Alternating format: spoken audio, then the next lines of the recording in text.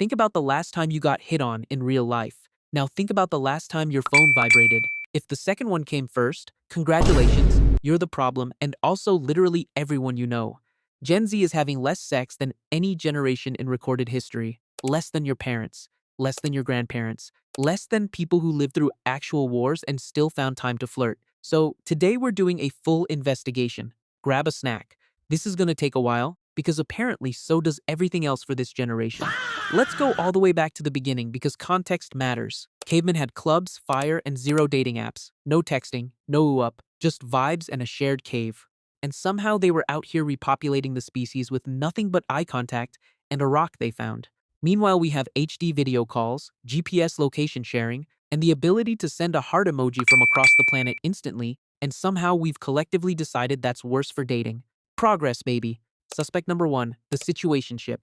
A situationship is when two people do everything a couple does, texting all day, meeting the parents, fighting about Bumble matches, except commit to literally nothing. It's basically dating, but you've both quietly agreed to keep an escape hatch open at all times, like emotional Airbnb hosts. Nobody's having sex because nobody's sure if they're allowed to be upset about anything yet. You can't be jealous of a situation, you can only be confused, which is the Gen Z word for heartbroken with extra steps.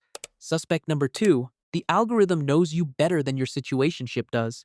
Why risk rejection from a human when an app can hand deliver 14 hours of perfectly curated content that requires zero vulnerability and zero pants related decisions? Your For You page has never once left you on read. It has never once said we should talk. It just keeps feeding you content until 3 a.m. like a tiny glowing enabler. Suspect number 3, everyone's healing. Gen Z discovered therapy speak and immediately weaponized it for self-preservation. I'm protecting my peace now means I would rather watch 6 seasons of a show about a bakery than go on a second date. Setting boundaries is great. Setting boundaries around literally every interaction with another human being is how you end up boundarying yourself into a beautifully decorated, extremely empty bedroom. You've journaled about your attachment style more than you've actually attached to anyone. Suspect number 4, dating apps turned romance into a part-time job with no benefits. Swipe, match, small talk, vibe check, ghost, repeat. It's the only job where you do unpaid labor and still end up single. Somewhere out there is a guy named Brad holding a fish he caught once in 2019, and he is single-handedly tanking an entire generation's love life. There's also a guy whose entire bio is just 3 flame emojis. We don't know what he's selling. Nobody's ever found out. He's just out there, vibrating with flame emoji energy, forever single. Suspect number 5, nobody can afford a date. Dinner and a movie now costs roughly the same as a small car payment. Romance has officially priced itself out of the romance market. The most affordable date left is come over.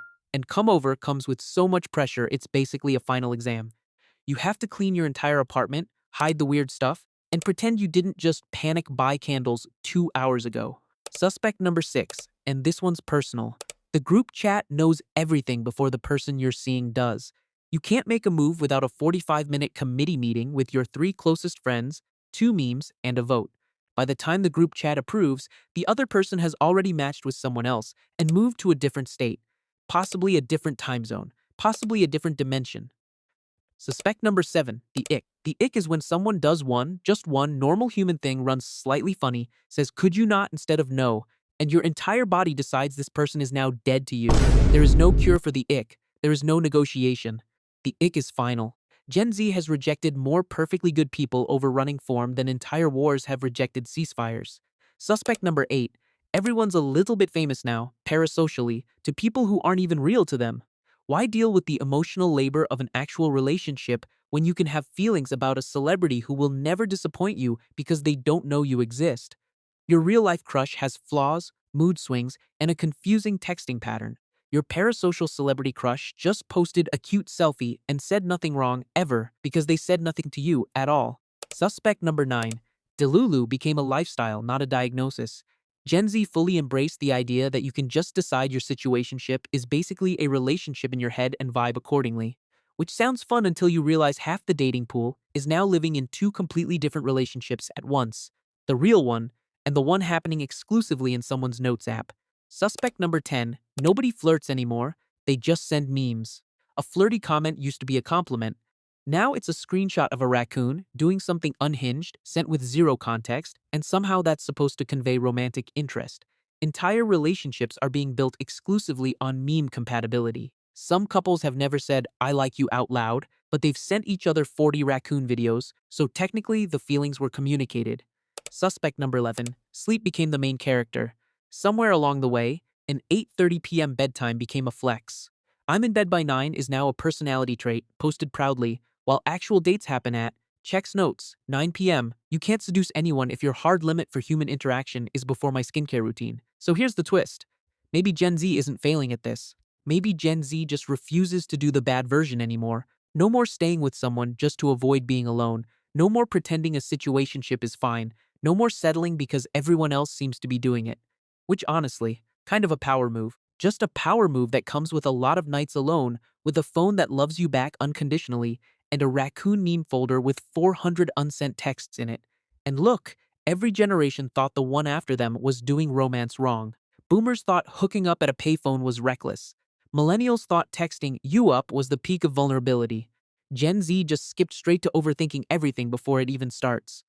Maybe in 20 years, Gen Alpha will look back at situationships and the ick and think, wow, they really overcomplicated something cavemen figured out with a rock and a fire. So, if you're watching this single, stressed, swiping, and slightly judged by a fish guy named Brad, you're not behind. You're just living through the most confusing dating era humanity has ever produced. You're navigating apps designed to keep you swiping instead of matching, a group chat with veto power, a meme based love language, and a generation collectively pretending sleep is hotter than romance. Honestly, you're doing great just by leaving the house. The line on the graph is down. Your standards, somehow, are up. Could be worse. Could also be that the entire dating pool just needs one good app update and a national ban on fish photos. We can dream. Anyway, who wants to swipe? Comment Brad if you've ever matched with a guy holding a fish. We already know the number is high.